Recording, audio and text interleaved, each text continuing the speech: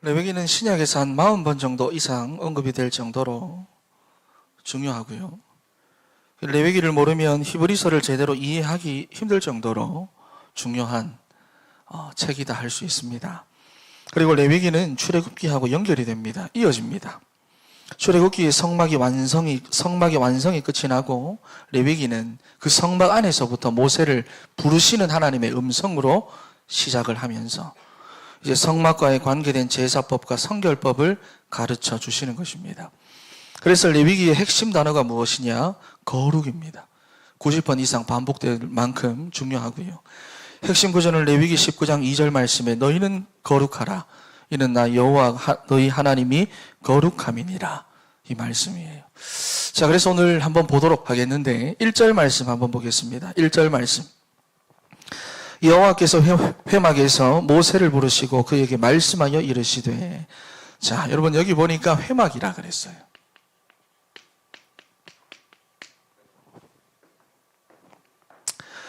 회막은 오헬 모에드, 만나주리라. 만나주리라고 약속해 주신 만남의 장소라는 말인데 하나님과 이스라엘이 만나는 공간이 바로 회막입니다. 나중에 이 회막이 성전으로 발전이 되고 그리고 성전은 그리스도라고 하는 실체로 드러나게 됩니다. 이해가 되시죠? 그러니까 회막은 결국 그리스도를 지향하고 그리스도를 말하는 것입니다.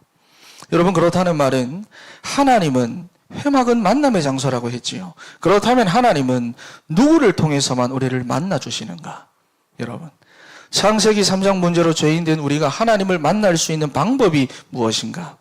하나님은 오직 그리스도를 통해서만 우리를 만나 주신다는 것입니다. 그래서 우리가 레위기를 볼 때, 여러분 물론 성경 66권 전체가 그렇겠지만은 이것을 역사적으로만 보고 문자적으로만 보면은 안 됩니다. 왜냐하면은 레위기는 그리스도를 말하고 싶은 책입니다. 그리스도를 말하고 싶어 안달난 책이 바로 레위기입니다. 여러분, 그런데 여기 보니까 회막에서 부르신다고 했지요. 그러니까 하나님의 부르심에는 그리스도가 없는 부르심이 없다는 것을 기억하셔야 돼요. 복음 없는 부르심은 없어요. 앞으로 여러분들이 구분을 잘 하셔야 되는 것이 지금도 많은 교회와 단체들이 세상에서 여러 활동들을 하고 있는데 처음 목적이 어찌 되었든 간에 시간이 지날수록 활동하고 있는 그 일에만 몰두하는 경향들이 있습니다. 여러분, 그런데 아무리 좋은 일이라도 지금 그리스도와 상관없고 지금 복음이 목적이 되지 않으면 안 됩니다. 거기서 그러면 멈춰야 돼요. 우리 개인도 마찬가지입니다. 우리의 삶이 그리스도를 향하고 있지 않으면 멈춰야 됩니다. 그리스도를 바라보게 먼저 만들어야 한다는 거예요. 여러분, 그래서 2절 말씀을 한번 읽어보겠습니다. 2절 시작. 이스라엘 자손에게 말하여 이르라. 너희 중에 누구든지 여호와께 예물을 드리려거든 가축 중에서 소나 양으로 예물을 드릴지니라. 아멘.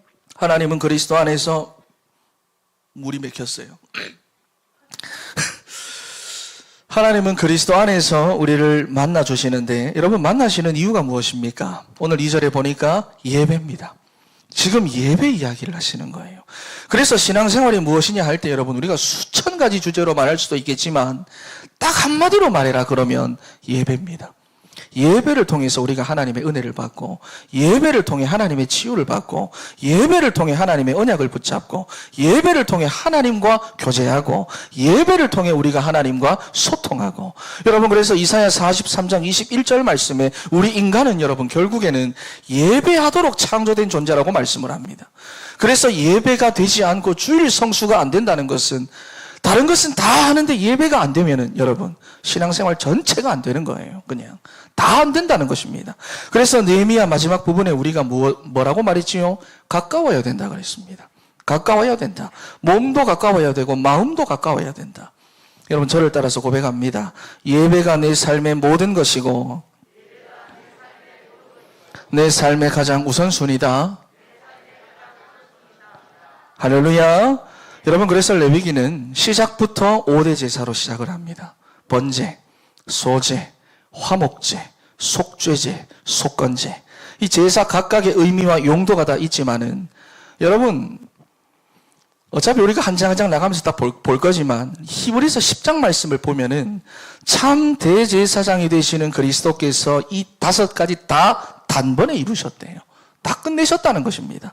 그래서 모든 제사는 여러분 사람이 하는 것처럼 보이지만 실상은 하나님께서 예수 그리스도를 통해서 행해 주실 구속 사역을 다 보여주는 거예요. 그 중에서도 오늘 레위기 1장은 번제입니다. 번제가 무엇이냐 하는 겁니다. 자, 3절 말씀부터 그래서 예배를 어떻게 드려야 하는가 방법이 나오는데, 자, 번제입니다. 우리말 번역과 영어 번역으로 보면 불로 태워드린다라는 말인데요. 히브리 말은 조금 다릅니다. 히브리 말은 쉽습니다. 뭐냐면 올라입니다. 올라. 쉽지요? 올라. 그래가지고 의미도 똑같습니다. 위로 올라간다라는 말입니다. 올라간다. 그러니까 불로 태워져서 그 향기가 하나님께로 올라간다라는 거고 하나님께서 받으셔야 한다라는 거예요. 자, 여러분, 그리고 제물의 모습을 보니까 제물의 모습 뭐라고 되어져 있느냐? 흠 없는 수컷이라고 그랬어요.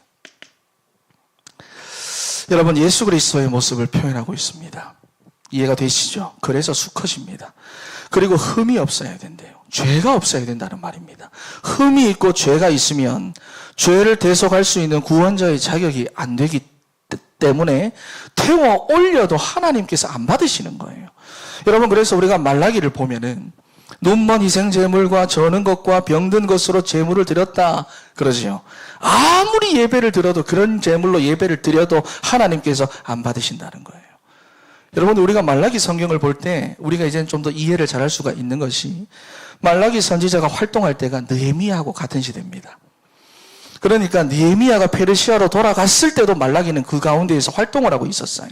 그러니까 우리가 느헤미야서를 봤으니까 말라기서에 보면 왜 말라기가 이런 이야기를 하고 있느냐, 그 모든 역사적인 배경을 우리가 봤지요. 그렇지요. 이해가 되실 겁니다.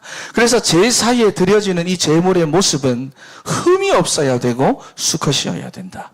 이유가 무엇입니까? 예수 그리스도를 상징하는 모습이라서 그렇습니다.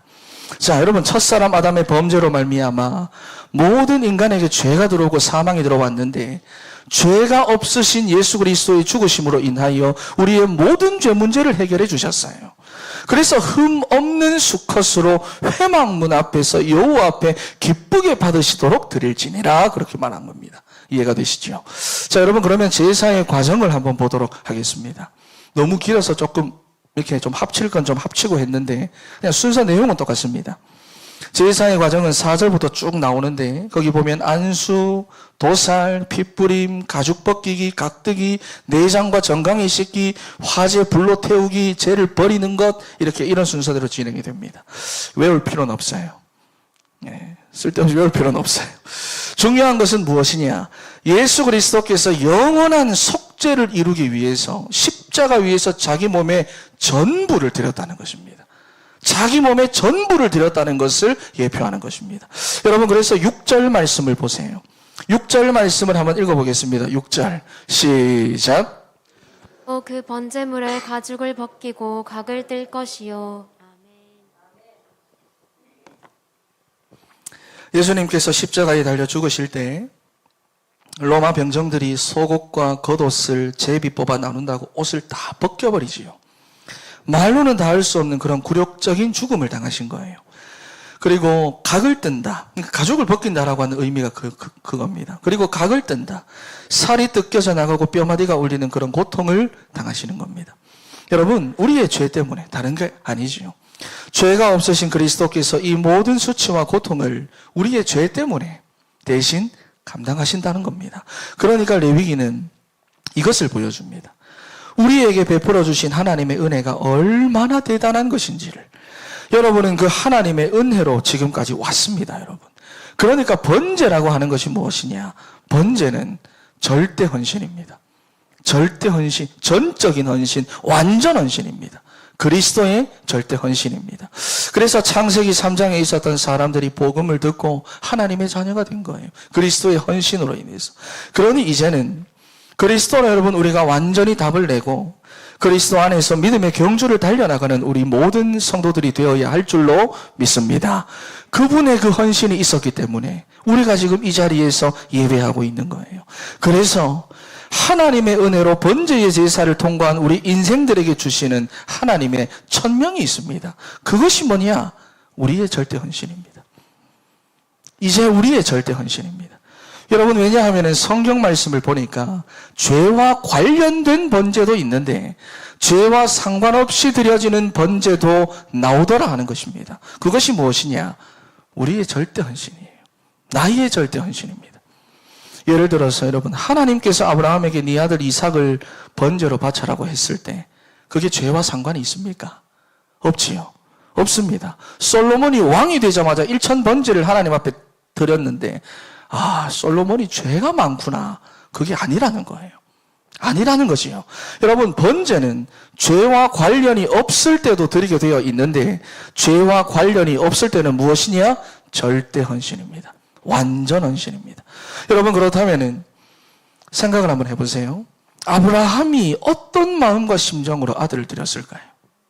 아브라함이. 그렇죠.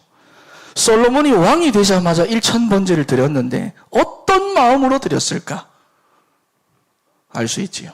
알 수 있지요. 절대 헌신입니다. 그래서 사무엘상 7장 말씀 우리가 지난주에 봤잖아요. 너희가 전심으로 여호와께 돌아오려거든 그러면서 사무엘이 미스바로 사람들을 모으는데 블레셋이 쳐들어옵니다.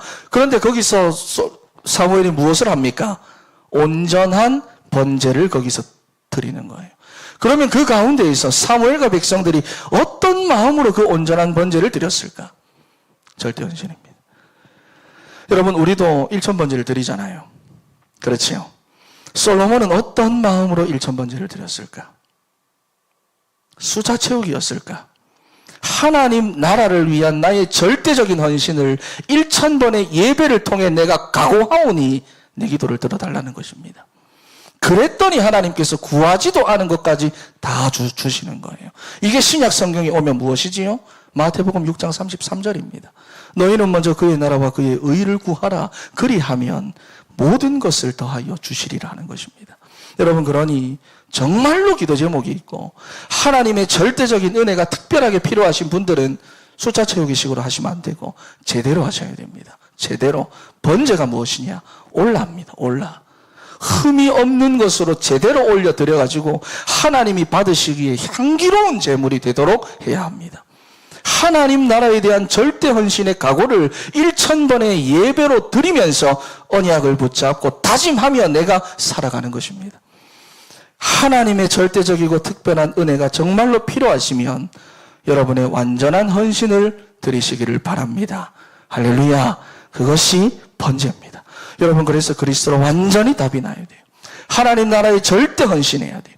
그래서 성령의 충만함을 받고 땅 끝까지 증인의 사명을 감당하는 우리 사랑하는 진천의 성도 다 되시기를 바랍니다. 여러분, 그래서 번제의 결론이 무엇이냐? 향기로운 냄새예요. 향기로운 냄새. 향기로운 냄새가 나야 돼요. 4절 말씀을 한번 읽어보겠습니다. 4절 말씀.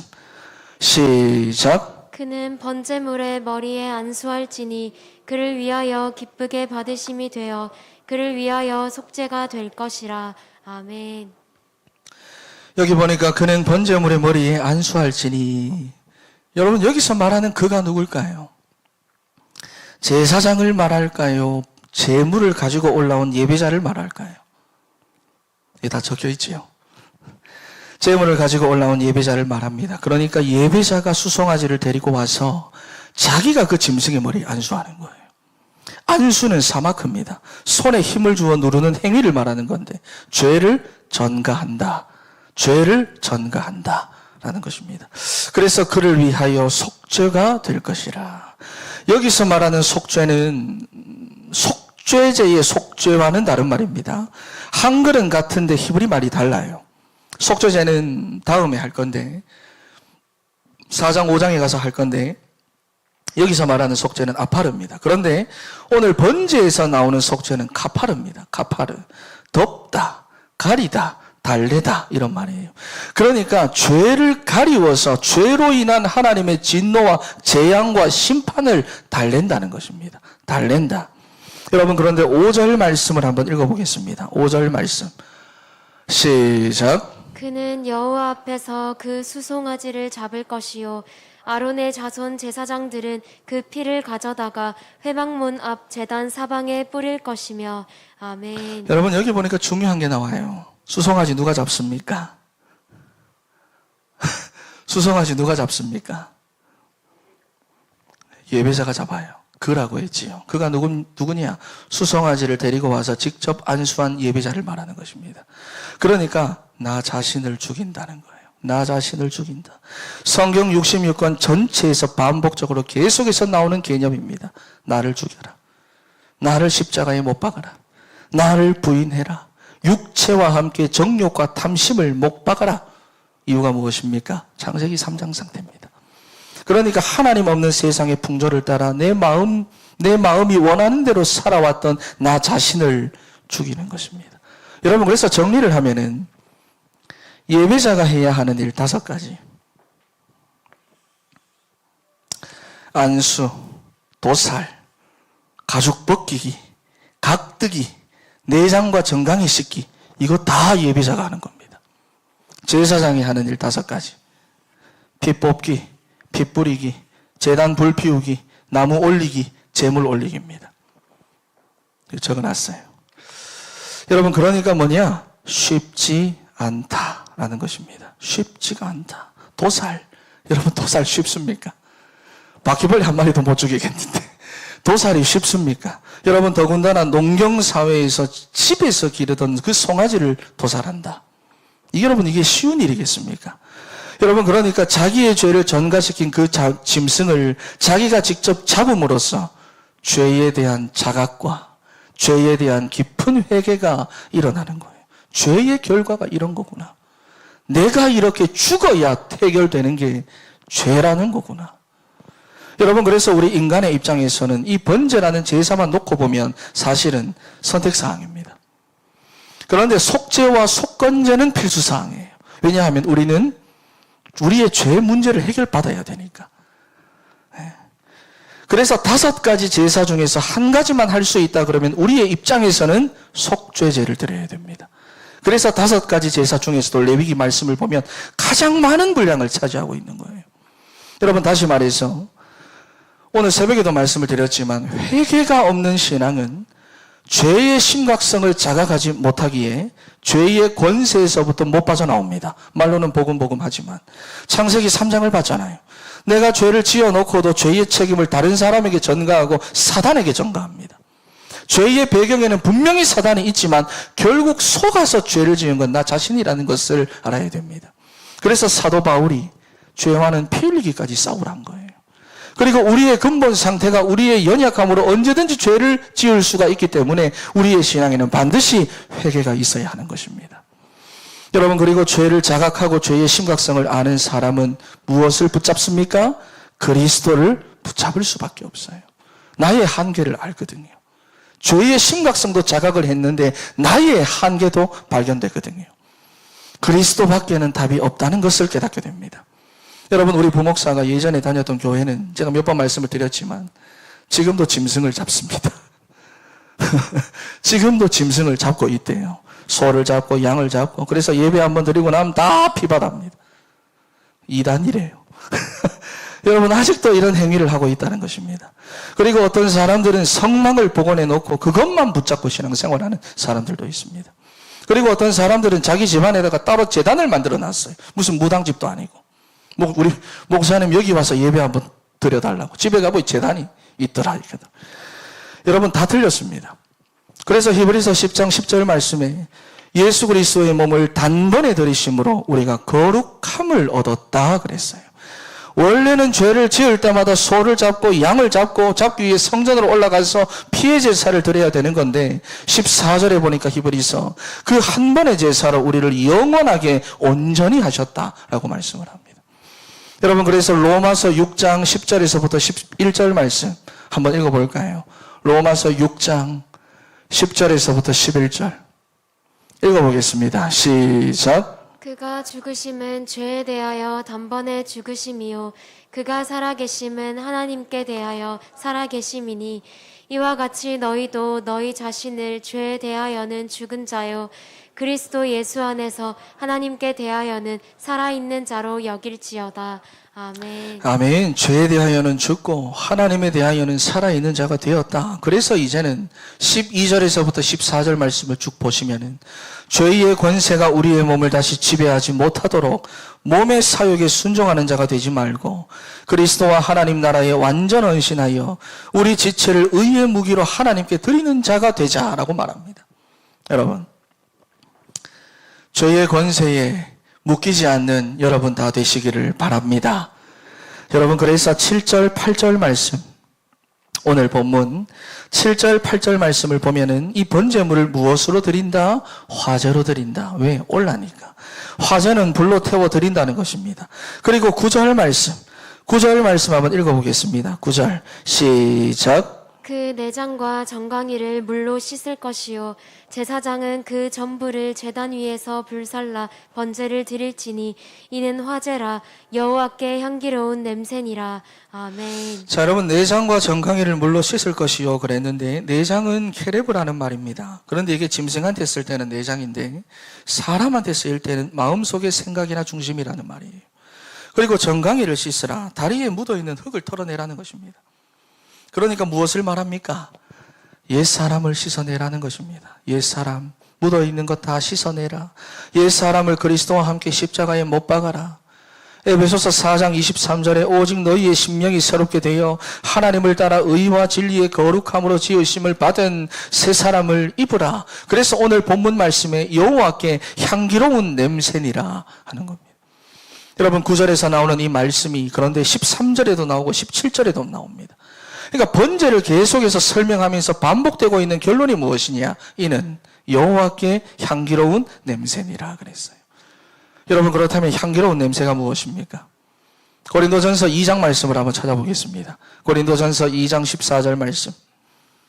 고린도전서 2장 말씀.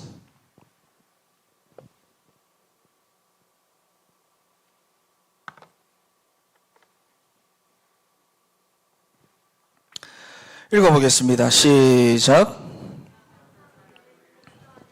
이게 하시고 우리로 말미암아 각처에서 그리스도를 아는 냄새를 나타내시는 하나님께 감사하노라. 다시 한번 읽어보겠습니다. 시작. 항상 우리를 그리스도 안에서 이기게 하시고 우리로 말미암아 각처에서 그리스도를 아는 냄새를 나타내시는 하나님께 감사하노라. 아멘. 우리 그리스도인들에게 천명하신 하나님의 말씀입니다. 그리스도를 아는 냄새. 여러분, 사람을 만나보면 정말 인간적인 냄새가 나는 사람이 있습니다. 그런데 우리는 인간적인 냄새가 나면 안 돼요. 저 소민호의 냄새가 아니라 그리스도의 냄새가 나야 됩니다. 여러분, 요한복음 11장에 보면 나사로가 죽지요. 그래서 요한복음 11장 39절 말씀을 보면 주여 죽은 지가 나흘이나 되었음에 벌써 냄새가 나나이다 그럽니다. 그 가정에 이제 죽음의 냄새가 막 나기 시작하는 거예요. 그런데 얼마 후에 그 집에서 잔치가 벌어지는데 죽었던 나사로가 예수님과 함께 식탁에 앉아있는 모습이 나옵니다. 그리고 마리아가 옥합을 깨뜨려서 예수님의 죽음을 예비하는데 요한복음 12장 3절 말씀에 향유 냄새가 그 집에 가득하더라 이렇게 나오거든요. 죽음의 냄새가 가득하던 그 가정에 이제는 향유 냄새가 가득하더라. 여러분, 누구의 죽음을 통해서 이런 일이 일어났습니까? 누구의 죽음을 통해서? 그리스도의 죽음을 통해서. 여러분, 그래서 고린도후서 4장 10절 말씀이 저는 중요한 말씀이다라고 생각합니다. 우리가 항상 예수의 죽음을 몸에 짊어지면 예수의 생명이 또한 우리 몸에 나타나게 하려 함이라. 할렐루야. 예수의 생명이 나타난 인생은 어떤 인생이냐? 그렇다면 고린도후서 4장 6절 말씀부터 보면 우리가 이 보배를 질그릇에 가졌으니 이는 심히 큰 능력은 하나님께 있고 우리에게 있지 아니함을 알게 하려 함이라. 우리가 사방으로 우겨싸움을 당하여도 쌓이지 아니하며 답답한 일을 당하여도 낙심하지 아니하며 박해를 받아도 버림받지 아니하며 거꾸로 뜨림을 당하여도 망하지 아니한다. 예수의 죽음을 몸에 짊어진 인생, 번제를 지나온 인생에게 나타나는 역사라는 것입니다. 여러분 2025년도 새해가 시작되었습니다. 바울도 에베소서 2장에서 고백했지만은 우리도 과거에는 그리스도를 알지 못할 때 세상의 풍조를 따라 지내며 온갖 탐욕과 분노와 혈기와 또 거친 언어들로 죽음의 냄새와 악취를 풍기던 그런 본질상 진노의 자녀가 아니었습니까? 여전히 우리는 여러분 그리스도가 아니면은 창세기 3장으로 언제든지 돌아갈 수 있는 그런 전적 타락 상태라고 말입니다. 그래서 날마다 우리는 번제를 통과해야 됩니다. 항상 우리는 예수의 죽으심을 몸에 짊어지고 살아가야 합니다. 하나님의 말씀을 붙잡고 복음의 집중 속으로 들어가서 그리스도의 죽음을 짊어지고 복음과 하나님 나라에 절대 헌신된 자들이 다 되어야 하는 것입니다. 여러분, 그래서 우리의 삶이 하나님께는 향기로운 냄새가 되고 사람들에게는 그리스도를 아는 냄새가 나도록 번제의 제사를 통과하는 사랑하는 우리 진천의 모든 성도 다 되시기를 바랍니다. 여러분, 결론입니다. 고린도후서 4장 10절 말씀을 드렸지만 우리가 항상 예수의 죽음을 몸에 짊어짐은 예수의 생명이 또한 우리 몸에 나타나게 하려 함이라 그랬어요. 번제는 우리를 위한 그리스도의 절대 헌신입니다. 그리고 이제는 우리의 절대 헌신이에요. 그런데 많은 사람들이요, 환경을 탓하고 형편을 탓하면서 지금은 좀 안 되고 좀 괜찮아지면 하겠다. 바쁜 일이 좀 많아가지고 지나가고 나면 내가 하겠다.